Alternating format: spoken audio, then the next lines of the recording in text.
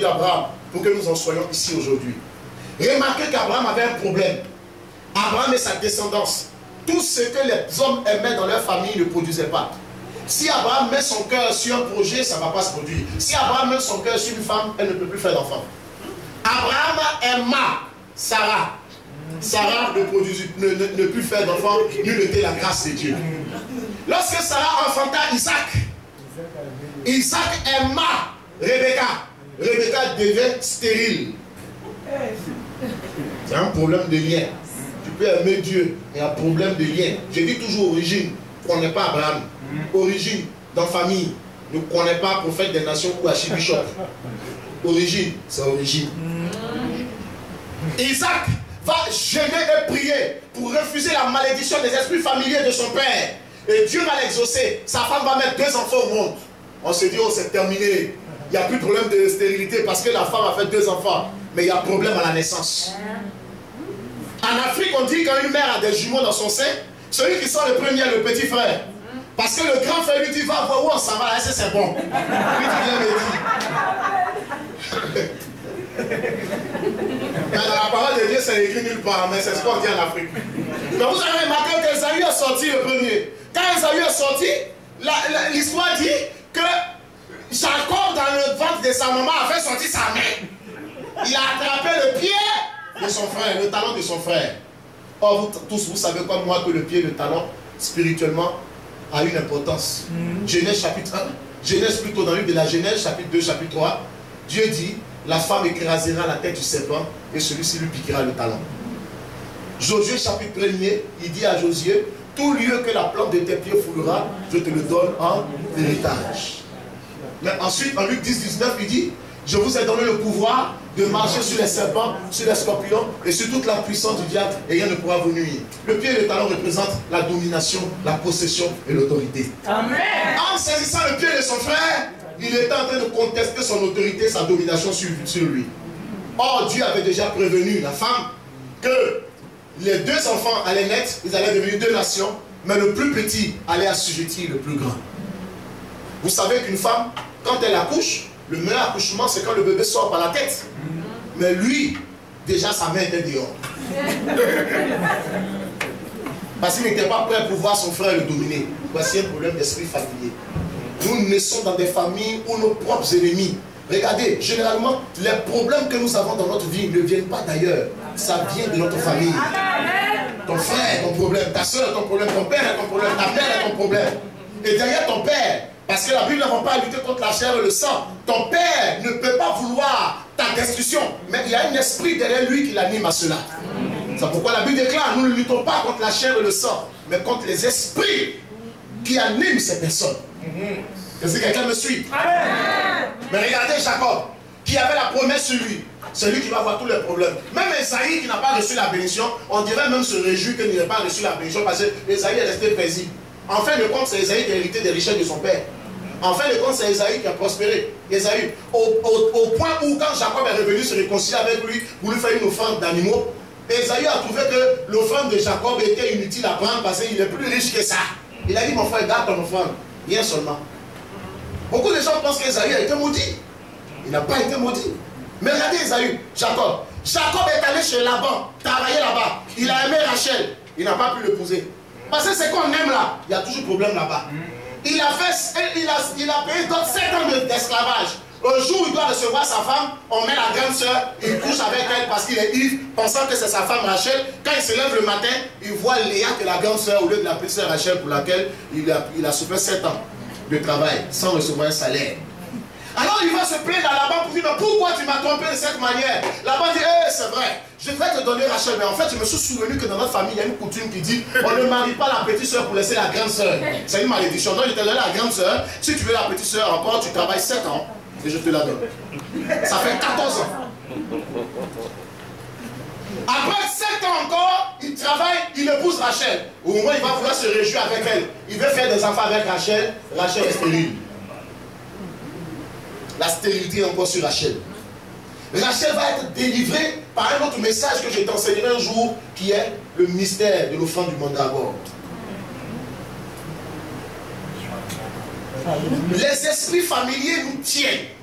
Que vous soyez de type africain, caucasien, que vous soyez européen, chinois, tout ça. J'ai fait l'expérience, j'ai visité les nations, je suis allé en Corée du Sud. Je peux vous affirmer qu'il n'y a pas de changement de loi.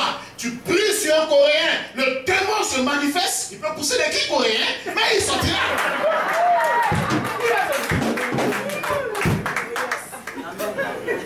Le démon ne fait pas de calcul de type de race. Il est là pour un objectif.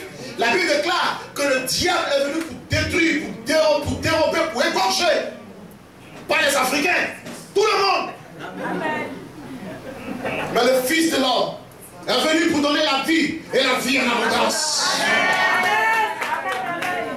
C'est pourquoi, quand je prêche l'évangile, je le prêche de la même manière. L'évangile que je prêcherai au Cameroun, en Afrique du Sud, en Côte d'Ivoire, je le prêche en France parce que les réalités spirituelles sont les mêmes. Amen.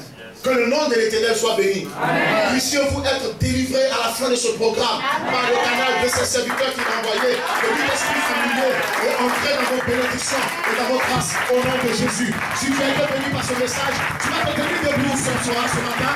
Tu vas mettre ta main sur ton frère rapidement et tu vas prier maintenant pour la délivrance de ta vie. Que tout ce qui est fondement dans ta vie, qui lutte contre ta destinée, puisse mourir, puisse expirer avant le lever de ce jour. Et que maintenant, tu sois délivré de toute fait esprit familier et que tu entres dans tes bénédictions, dans tes possessions. Prie également pour la porte de ta naissance, qu'elle n'ait plus une influence négative sur toi, mais que désormais tu sois affranchi et que tu prospères à tous égards. Élève la voix, mets ta main sur ton cœur et parle à Dieu.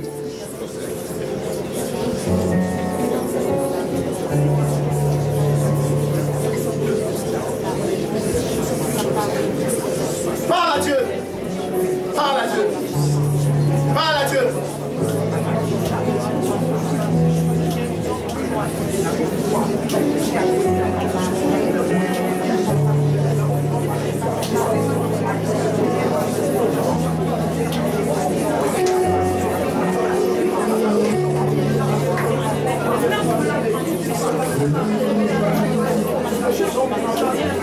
Je veux chanter un chant d'amour pour mon Seigneur, pour toi Jésus.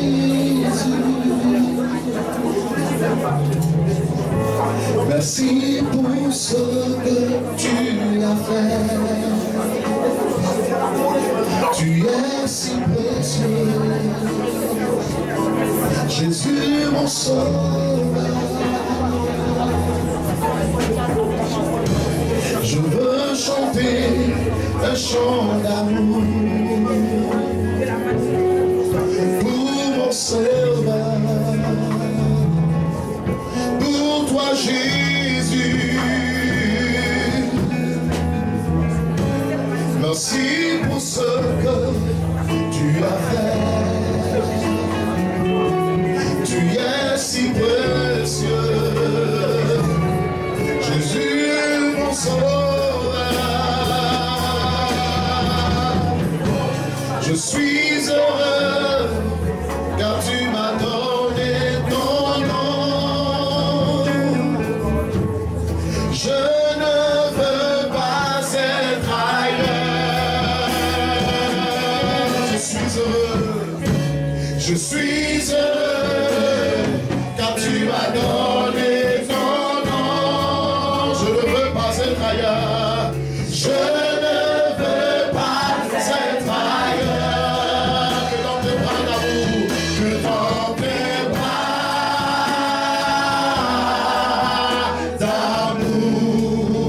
dans tes bras d'amour, que dans tes bras d'amour, que dans tes bras d'amour, que dans tes bras d'amour, que dans tes bras d'amour, que dans tes bras d'amour, dans tes bras d'amour. Père, que ton nom soit élevé.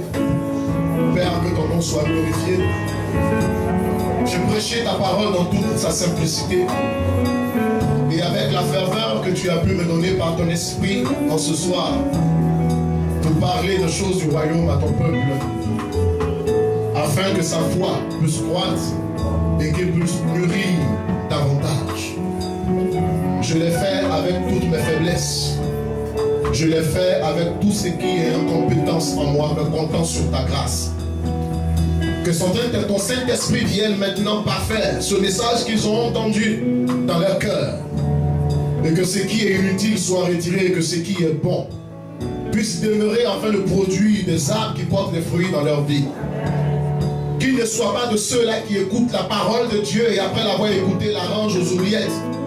Mais qu'en sortant d'ici, que le Saint-Esprit insiste dans leur cœur de passer à la pratique de ce message, de changer leur manière de prier, de changer leur manière de parler à Dieu et de savoir utiliser les portes spirituelles pour entrer dans leur bénédiction. J'ai fait ma part, fais ta part maintenant, Seigneur. Je te confie ce peuple, bénis-le et que ta grâce, ta faveur repose sur lui au nom de Jésus-Christ, afin qu'il soit un peuple béni duquel sort la gloire et que cela serve de témoignage dans ce pays. Au nom de Jésus-Christ, j'ai prié. Amen. Que Dieu vous bénisse.